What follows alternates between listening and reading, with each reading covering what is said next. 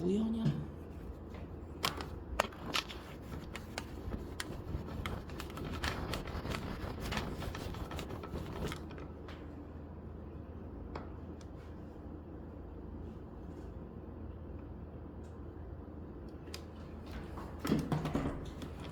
너무 뿌였네.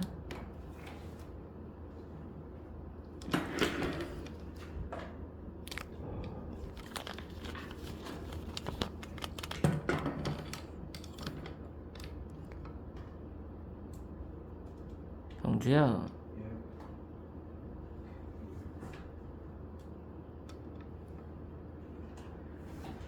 경주야? 예?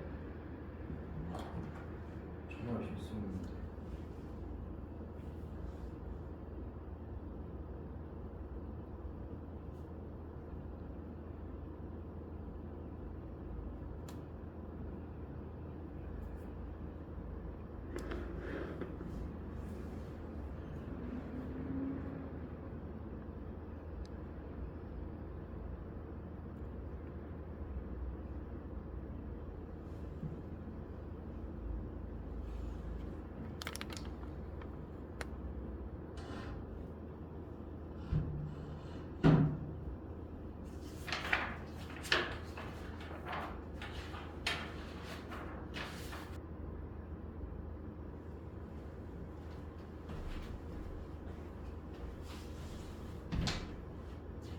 자, 다시 얘기하자면 직선의 결정 조건, 서로 다른 두 점 지나는 직선은 유일하다라는 것을 기점으로 해서 서로 다른 두 점을 지날 때 직선이 결정되고 그 직선에서 가장 중요한 부분은 기울기가 가장 큰 핵심이다. 기울기는 기준선으로부터 기울어진 정도를 수치로 나타낸 값을 의미했고 그 x 증가량분의 y 증가량이라는 값을 우리가 기울기라고 본다. x 증가량분의 y 증가량이라는 게 상수로 결정이 되면 퉁쳐서 n이라고 나타내지만 분모 따로 분자 따로 상수로 볼 수도 있다. 그래서 기울기가 같음을 이용해서 동점과의 두 정점과의 기울기가 같음을 이용해서 표현이 세 가지로 나눠지고 얘네들이 다 같게 된다. 이거를 정리한 결과가 세 가지 패턴인데 그 세 가지 패턴에 의해서 직선의 방정식을 결정한다. 됐어? 이것까지가 직선이 결정되는 조건인데 이걸 알아야 이제 고등학교식의 직선의 방정식을 너네한테 설명이 되는 거야. 저렇게 됐으니까 이제는 식을 보면은 직선의 상태를 알 수 있다가 되는 거거든.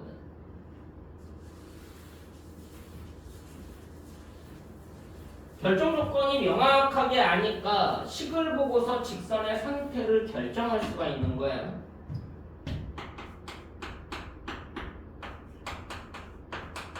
그걸 보고 이렇게 얘기를 합니다. 직선의 방정식이라고 얘기를 하는 건데, 자, 첫 번째 직선의 방정식을 한번 보자. y는 mx 더하기 n. 그럼 뭐라고 말하면 돼? 기울기가 m이고 y절편이 n인 직선이라고 말을 해야 돼. 함수라고 얘기하지 마. 기울기 n y절편 n인 직선이라고 말을 해야 돼. 그럼 식을 보고 말할 수도 있지만 문장을 보고서 식을 추론하기도 해야 되지. 같은 내용이니까. 두 번째, y는 n 바로 x 빼기 a 더하기 b. 뭐라고 말해야 돼? 기울기가 m이고 정점 한 점 a, b 지나는 직선이라고 말해야지. 기울기가 m 그리고 한 점 a, b만 나와 있는 거야. 지나는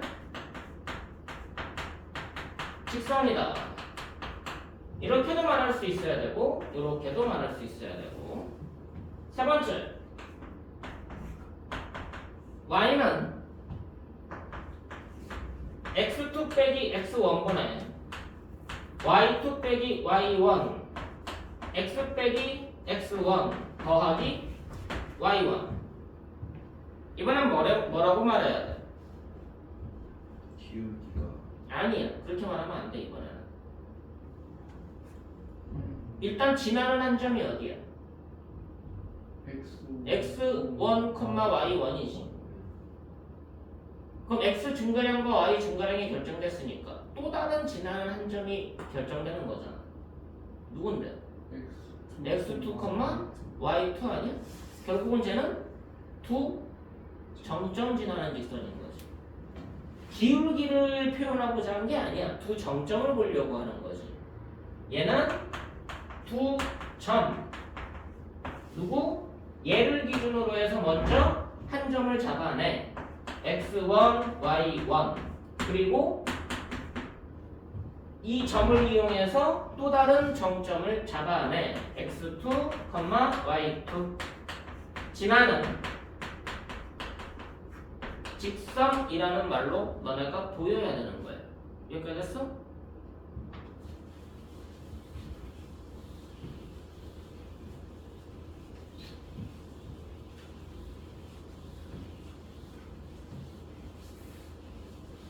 자, 다시 보자. 아직 저거 정리가 마무리된 게 아니야.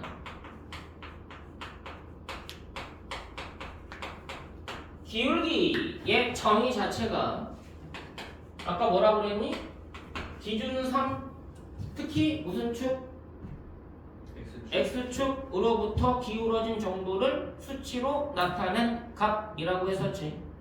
근데 그거는 명확한 정의는 아니야. 그냥 너네한테 그냥 직관적으로 이해시키기 위한 중학교식 정의다. 자, 기울기의 명확한 정의를 내려보자. 기울기를 정의하려면 순서가 있어. 첫 번째로 각을 먼저 정의를 내려야 되고, 얼마만큼 기울어져 있니? 이해됐어? 너네가 얘기한 건 이 각에 대한 얘기야. 기울어진 정도, X축과 기울어진 정도, 그 각에 대한 얘기라고. 그럼 이 각을 이용해서 숫자로 표현하겠지. 근데 그 각은 기준선이 방향이 있어야 돼. 방향이 없으면 이거는 각에 대한 얘기가 그냥 조금 일반화된 각으로 바뀌어. 두 번째로 뭐가 있어야 되느냐? 방향이 약속이 돼야 돼. 그래야지만 명확하게 기울기가 약속이 된다. 자, 잘 봐.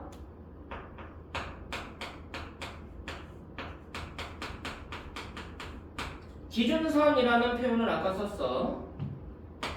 기준선은 무슨 축이었지? X축이었지. 자, 너네가 X축 그리면 화살표 표시하지 않아? 양의 방향, 음의 방향 때문에?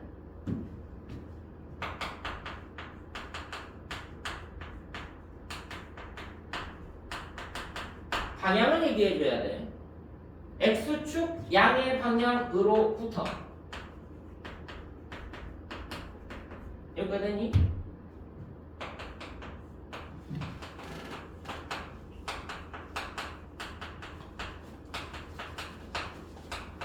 방향이 한 번 더 나와. 시계 반대 방향이란 말이 등장을 합니다. 방향이 두 번 나오지. X축 양의 방향으로부터 시계 반대 방향으로. 이루는 각이 결정돼야 돼. 여기가 되니? 자, 어떤 직선이 있어. X축이 있어. 이쪽 양의 방향으로부터 시계 반대 방향으로 이루는 각. 됐어, 안 됐어? 됐어. 이 각을 세타라 할 때부터가 출발이야. 여기가 됐어? 네. 그럼 얘를 뭐라고 놓자? 세타라고 놓자. 그럼 이 세타는 0도 가능하지. 기울어지지 않았을 수가 있잖아. 예값도 가능하지. 직각도 가능하지. 둔각 가능하지. 평각도 가능하지. 평각보다 클 수도 있지. 이걸 이렇게 될 수도 있잖아. 이쪽만 생각하고서 이쪽은 없다라고 생각하면. 맞아 안 맞아? 이해됐어? 근데 고1 때까지는 평각 이상은 신경 쓰지 않아. 됐냐? 고2부터는 이 평각 이상도 신경 쓰는 거야. 됐어? 얘를 세타라고 하면은 그럼 너네가 따져야 될 거는 이 네 가지 각에 대한 얘기가 될 거야. 됐냐? 자, 그랬을 때 x 증가량분의 y 증가량이 기울기였잖아. 맞니? 얘가 각을 이용한 표현으로 보면은 뭐로 바뀌냐면 고등학교식으로는 이렇게 바뀌어. 탄젠트 값으로 바뀌게 됩니다. 됐나요?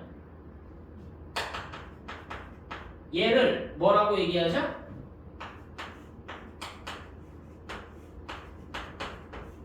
기울기라 한다. 여기까지 되니? 그럼 우리가 알고 있는 m이라고 나타냈던 게 뭐가 되는 거야? 탄젠트 세타가 되는 거야. 이해됐어? 자, 그럼 직선의 표현 방식을 좀 더 바꿔보자. 자, 네 번째. 용어 정리만 하나만 더 할게. 이때의 세타를 동경이라는 표현을 쓸 거야. 고2 때 나와. 고1 때는 안 나오고 고2 때 나와.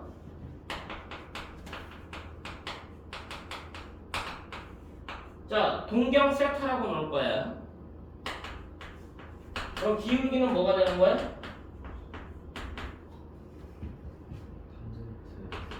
탄젠트 세타가 되는 거야.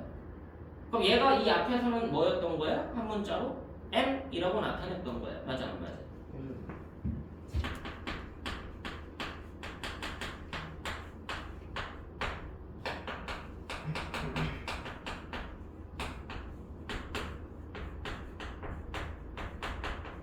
자, 동경이 세타고 A, B 지나는 직선의 방정식 어떻게 생겼을까?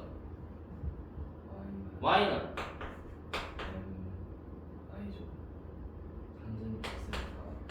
탄젠트 세타 바로 x-a 더하기 b.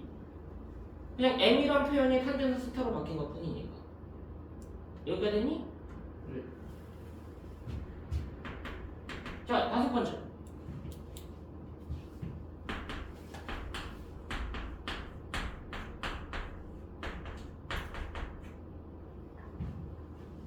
a분의 x 더하기 b분의 y는 1이라고 해보자.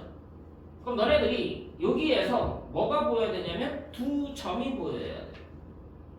어떤 두 점이 보여야 되느냐? 그치, x절편과 y절편이 보여야 돼. 그럼 얘는 x절편이 누구고? 아니야 x절편 누구고? 아니야 x절편 누구고?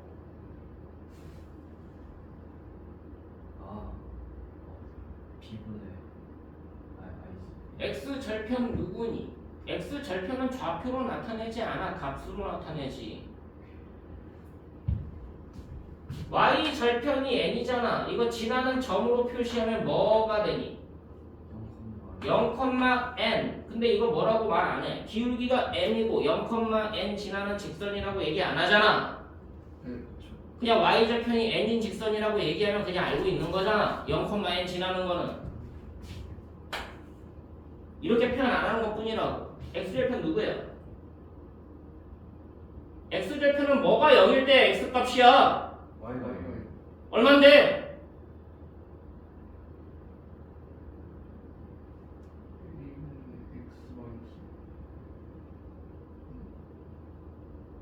y가 0일 때 x값이 얼만데?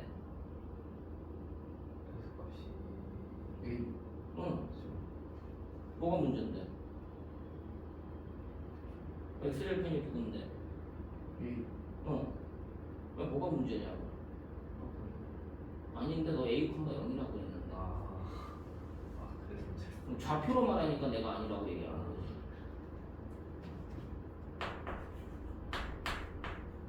또 맞아요. Y 절편이 이 직선. 식을 보고 말할 수도 있지만 문장을 보고 식을 찾을 수도 있는 거지. 같은 내용이니까. 이렇게 배우는 게 고1식 표현이야. 근데 이거 배우기 전에 방금 했던 내용이 명확해야 직선의 방정식이 왜 그렇게 되는지를 이해하고 가는 거야. 그래야지 고3 때까지 너네가 직선이란 개념 자체가 흔들리진 않아. 그냥 이걸 유형별로 외워버리면 어떻게 되냐. 저 식이 기억 안 나면 그냥 뭐 푸는 거야. 근데 직선의 결정 조건부터 명확하게 알고 가야 된다. 여기까지 했어? 그래서 직선의 결정 조건을 이용해서 직선의 방정식을 표현하게 돼 있다.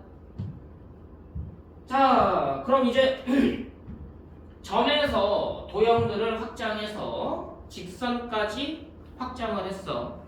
직선까지 확장을 했더니 직선을 식으로 표현하는 방법이 직선의 방정식이라는 단원으로 연결이 되는구나 하고서 이제 직선의 방정식이라는 초입을 오게 된 거예요. 그지? 이 방정식을 결정했으니까 그럼 이제 직선의 방정식에서 확장되는 내용이 또 있다는 얘기지. 식을 표현했으니까 너 지워도 되니? 오른쪽 거 알릴 수도 있어? 네, 정리를 해. 직선을 읽어드리는 방법에 대한 얘기가 됐고 이제는 직선 자체로 위치관계라는 부분으로 확장하게 됩니다.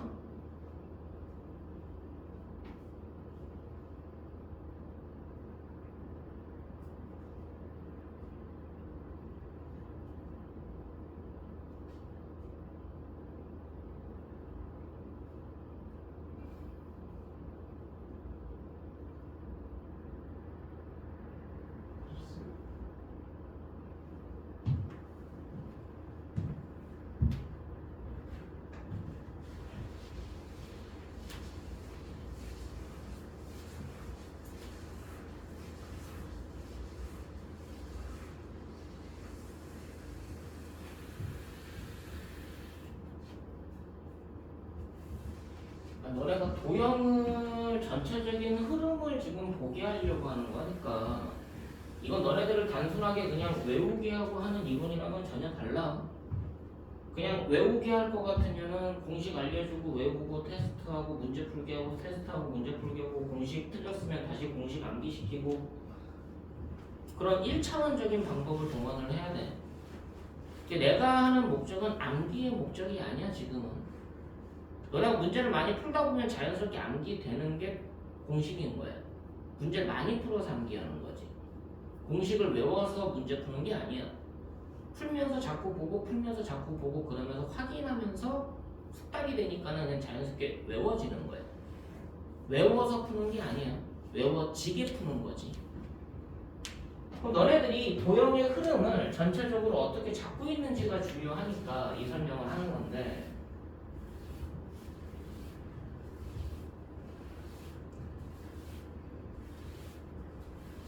이제 점을 확장해서 직선까지 왔어.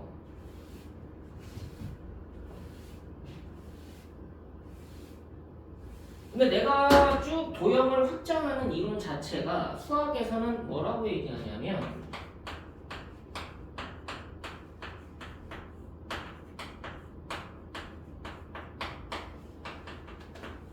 이 표현을 써. 내가 도형을 확장시키는 이론을 퉁 해가지고 그냥 위치관계라는 표현을 쓰는 거야.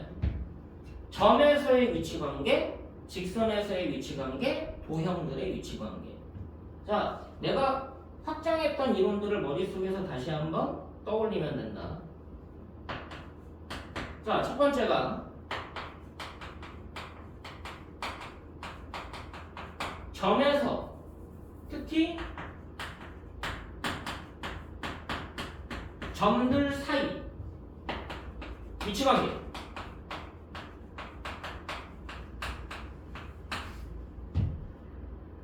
자, 한 점이면 뭐만 표현하게 된다고 그랬어?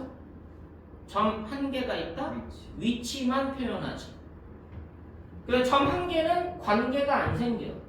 됐어? 점 두 개부터 관계가 생겨. 점 두 개의 관계는 두 점이? 아니, 두 점 사이의 관계. 두 점이? 일직선이 뭐지? 아니, 여기 갑자기 직선으로 가. 점들 관계라니까. 나 지난 시간에 했던 표현이라니까? 확장하는 건데? 한 점은 위치만 표현해. 한 점이 더 추가적으로 생겼어. 그래서 두 점이 생겼어. 그럼 봐야 되는 관점은 뭐야? 거리. 아, 거기까지 가는 거는 그 다음 내용이야. 같은 점인지 다른 점인지. 아, 너네는 아직 도형을 못 보고 있다니까? 한 점이 있으면 지가 어디 있는지만 궁금해. 그 위치를 표현하는 것만 궁금한 거야. 근데 또 다른 한 점이 생겼어. 그럼 그 점이 나랑 같은 놈인지 다른 놈인지가 궁금한 거라고. 두 점이 생기면 같은 점인지 다른 점인지가 궁금한 거야. 그럼 두 점이 생겼으니까 뭐가 형성이 돼?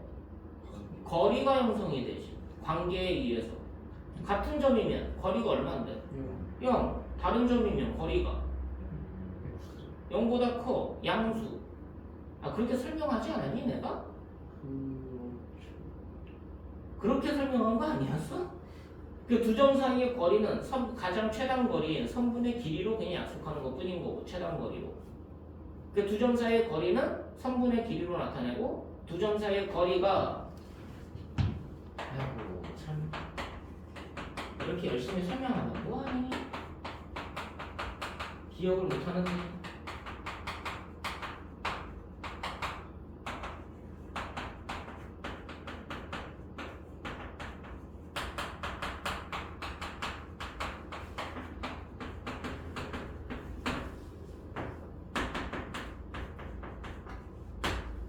맞아?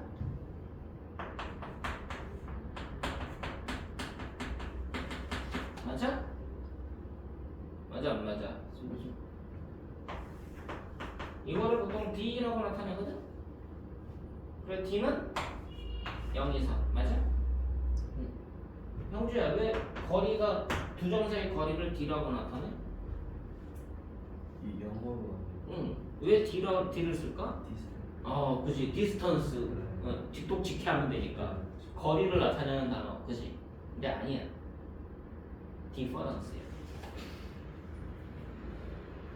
거리가 0이면 의미가 있니 없니? 없지 않아. 수학적으로 같은 점이나 그럼 그게 한 점 취급되는 거 아니야? 네. 그럼 두 점이라고 보는 게 애매하지 않아 철학적으로는? 두 점처럼 보이는 한 점? 말장난이지. 그냥 한 점 아니야? 그냥 한 개씩 그게 어떻게 두 개야? 같은 점 두 개가 놓여져 있대. 그냥 한 점 취급하면 되지 뭐 하려고 두 개로 취급해. 기분 짜증나게. 그럼 거리가 형성된 건 뭐 때문에 그래? 양수가 돼야 거리가 의미가 생겨. 0이라는 숫자는 수학적으로는 의미가 존재하고 분명히 중요한 숫자기는 하지만 예전에는 0이라는 숫자를 안 따졌거든. 0이라는 숫자가 있는 거야 없는 거야? 없는. 있다의 개념이야 없다의 개념이야? 없다 이게. 이건 없어요. 돈이 없어. 0. 0. 그치? 쭉 없다 이게. 없다의 개념인데 뭐 하려고 써? 현실에서 사용해? 안 쓰죠. 의미 없는 숫자 아니야? 그 0이라는 숫자는 그래서 예전에는 아예 존재 자체가 없었어. 0이라는 걸 사용하진 않았다고. 없는 걸 뭐 하려고 사용해 귀찮게. 수학에서는 0이라는 숫자를 사용하게 된 근거가 있겠지. 그때부터 0이라는 것에 존재성을 부여한 거예요. 그럼 그 전까지는 지금 내가 얘기하는 거는 수학의 흐름인 거지. 그럼 0이라는 것은 관계상의 의미가 있었어 없었어? 없었어. 거리가 생겼기 때문에 의미가 생긴 거야. 근데 거리가 생긴 이유가 뭐야? 두 점이 서로 달랐기 때문에 하는 거 아니야? 그래서 디퍼런스라고. 달라서 생긴 의미이기 때문에 D를 따온 건 디스턴스가 아니라 디퍼런스였기 때문에 철학적으로 D를 따오게 된 거였어. 별 의미는 없어. 아니? 너는 몰라도 돼. 수학할 거 아니니까. 아무튼 근데 지금은 같을 때도 의미를 따지는 거다.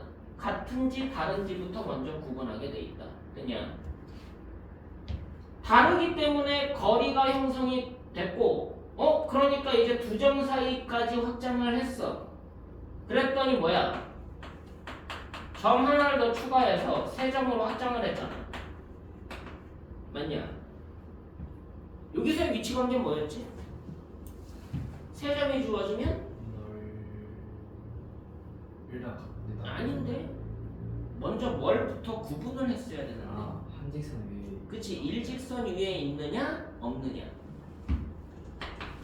너네가 도형을 보는 연습을 하는 건 점이 주어졌을 때부터 도형이 보여야 된다니까. 그럼 너네들이 새로운 문제를 만났어. 전혀 안 보던 문제를 만났어. 그럼 너네들이 생각하지 않은 방식으로 접근을 한다는 얘기잖아. 그 접근법이 이 도형의 파생이론인 거야. 이걸로 문제를 만들어내기 때문에 그래. 근데 모든 문제가 다 잘 풀려. 그럼 이 이론이 필요가 없어. 당연하지 않아? 모든 문제가 다 잘 풀려. 그럼 이 이론이 뭐가 필요해, 도형 이론이? 수학학원 안 다녀도 수학이 100점 나와. 그럼 학원이 왜 필요해? 야, 혼자 와도 100점 나온다는데. 학원비 아끼고 좋지. 지금 이 이론을 설명하는 건 너네가 생각하지도 못한 문제를 만났을 때 접근하기 위한 거야. 도형을 파생시켜 놓은 이론이기 때문에. 그럼 세 점이 주어졌어. 그럼 뭐야? 위치 관계는 일직선 위에 있는 점이냐 아니냐 라는 관점에서 해석하는 거였고, 일직선 위에 놓여져 있으면 각 점들 사이의 거리가 결정이 돼서 내분이라는 이론으로 확장이 되는 거였고, 일직선 위에 놓여져 있지 않을 때는 무슨 도형이 결정이 되니까 알죠. 삼각형이 결정이 되니까 평면의 결정 조건으로 확장이 되는 거예요. 직선의 결정 조건이 아니라 여기에서 평면의 결정 조건으로 빠져. 여기서는 직선의 결정 조건으로 확장이 되는 거고, 그래서 아까 직선의 결정 조건에 의해서 직선의 방정식으로 확장을 한 거고, 얘로 가면은 평면의 결정 조건으로 빠져서 평면의 방정식으로 빠져. 그게 기하에서 나와. 이 흐름에서 다 잡아내는 거라니까? 너네가 배우는 모든 도형 이론을. 자, 그랬더니 삼각형까지 확장하면 끝나는 게 아니라 삼각형에서 바로 사각형이라는 이론까지 확장하고 끝낸다는 얘기야. 도형을 확장하는 측면에서는.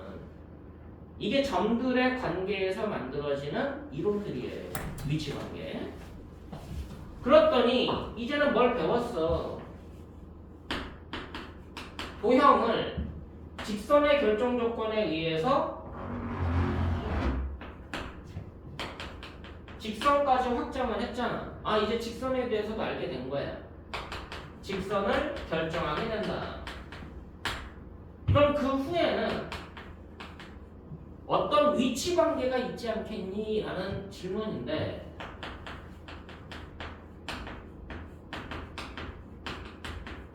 점하고 직선의 위치 관계를 결정을 해야 되고, 두 직선의 위치 관계를 결정을 해줘야 되는 거야. 여기까지가 너네들이 알아야 되는 직선까지의 위치 관계가 되는 거야. 자, 그럼 위치 관계를 한번 약속을 해볼까? 한 점과 한 직선이 있어. 얘네들의 위치 관계. A라는 점과 L이라는 직선이 있어. 위치 관계가 뭘까? L을 결정하고 있는 건 무수히 많은 동점들. 맞아? 여기 안에 있는 무수히 많은 동점들. 요 A가 하나의 정점인데 이 무수히 많은 동점하고 관계가 얘 중에 얘하고 같은 점이 있을 수도 있고 없을 수도 있지 않아? 그럼 얘가 갖고 있는 무수히 많은 동점 중에 얘가 포함되어 있는지 포함되어 있지 않은지가 결정되는 거야. 그거를 수학적으로는 너네한테 뭐라고 구분을 해? A가 직선 L 위에 놓여있다라는 개념으로 설명하는 거야. 그럼 이거를 방금 해석한 대로 가면 L 위에 있는 무수히 많은 동점들 중에 하나가 A다. 맞아 안 맞아? 이게 아니면 무수히 많은 동점들 중에 A랑 같은 점이 하나도 없는 거지. 그거를 직관적으로 너네한테 뭐라고 얘기해? 점 A가 직선 L 위에 뭐라고 말하면 돼? 놓여 있지 않다. 이 놓여라는 말을 빼면 의미가 중의적으로 바뀌어. A가 직선 위에 있다. 보통 그렇게 많이 말을 표현하거든 선생님들이. 위라는 표현, 위에 있다, 위에 있다 와 위에 놓여 있다와 의미가 같은 거니? 자, 얘가 직선 L이야. 내 팔이. 됐니? 점 A가 직선 A 위에 있대. 무슨 뜻으로 받아들일 수도 있어? 떠 있을 수도. 그렇지, 떠 있을 수도 있어. 위 아래, 위 아래. 맞아 안 맞아? 그 우리가 위라는 표현은 업앤다운 개념이야. 그래 놓여 있다, 위에 있다는 업앤다운 개념이고, 놓여 있다라고 얘기할 때는 수학에서는 라이언 개념이라고 씁니다. 의미가 엄연하게 달라. 문장부터 명확하게 표현해줘야 돼. 알겠어? 자, 이거 아니면 이게 될 건데, 얘는 수학적으로 너네들이 뭐라고 이해해야 돼? L 위에 무수히 많은 동점 중 한 개가 A와 일치한다. 맞니? 이거는 일치 개념이야. 이거는 일치야 불일치야? 불일치잖아. A와 같은 점이 하나도 없어. 맞니? 그렇죠. 그럼 여기서는 너네가 뭐가 약속이 되는 거야? 두 점이 다르지. 네. A라는 한 점은 정점이지만 P라는 점들은 무수히 많은 동점인데 A와 비교했을 때 다른 점들이지. A와 다른 점들, A와 다른 점들. 맞아 안 맞아? 다르니까 뭐가 형성이 돼? 거리. 맞아 안 맞아? 그럼 여기서는 A라는 점과 P들 사이에 P가 한두 개가 아니라 무수히 많으니까 맞아 안 맞아? A와 P들 사이에 거리가 변수로 잡히지. 맞아 안 맞아? 맞아요. 이게 상수야 변수야? 변수죠. 변수지. 이해됐어? 그럼 얘가 범위로 잡히겠지. 그럼 이 변수 중에 뭐가 존재해? 가장 작은 값이 존재하지 않아? 그 작은 값이 뭐가 되니? 언제가 가장 작아?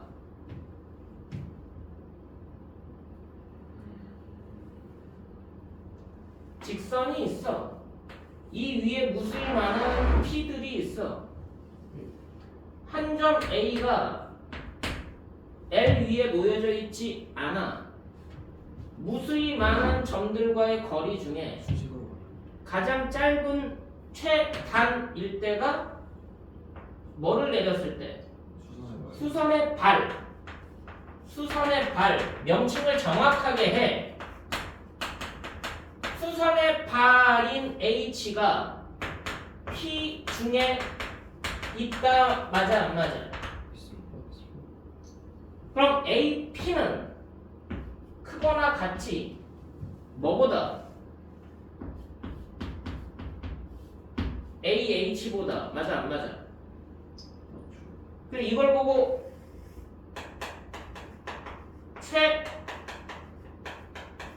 최소거리 또는 최단거리라고 얘기하는 거야. 맞아?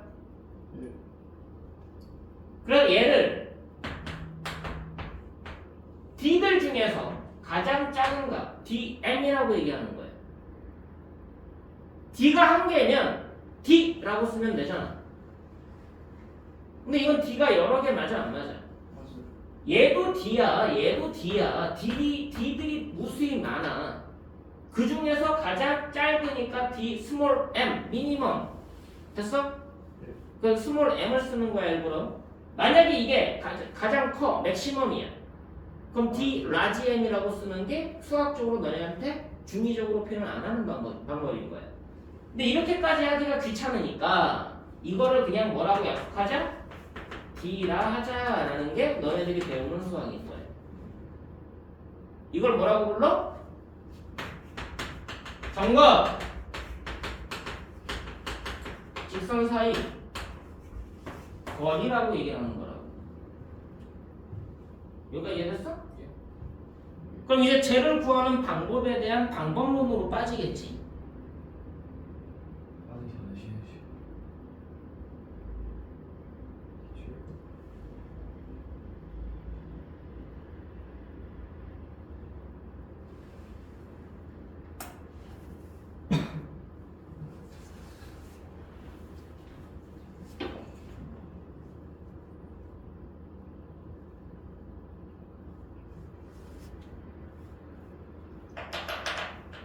자, 내가 지금 너네한테 설명하려고 하는 이론이 뭐니? 그냥 고1식 수학을 너네한테 주입식으로 알려주려는 게 아니야. 그건 너네들이 이제 뭐야? 방학이나 학기 중에 문제 풀면서 이건 이거였고 저건 저거였고 그걸 기억하게 떠올리게 만드는 수학 방식이 아니야. 도형이 어떻게 형성되고 도형이 어떻게 파생되고 이걸 근거로 너네들이 앞으로 배우는 도형들이 이런 식으로 흐름이 있구나라는 걸 찾아내라고 설명하는 거예요. 이건 누가 설명해 주기가 어려운 이론이거든. 너 설명 아무리 많이 해봤자 이런 설명 들어봐? 이렇게 설명하는 사람 없지 않아? 내가 희한한 거긴 한데. 근데 이걸 이렇게까지 설명해야 되느냐라는 것도 나도 물음표는 갖고 있어. 나도 물음표야. 안 하시면 안 해도 돼, 솔직히 말하면. 근데 안 해도 되는 학생들이 일부라는 거지. 그러고선 도형을 어려워해요.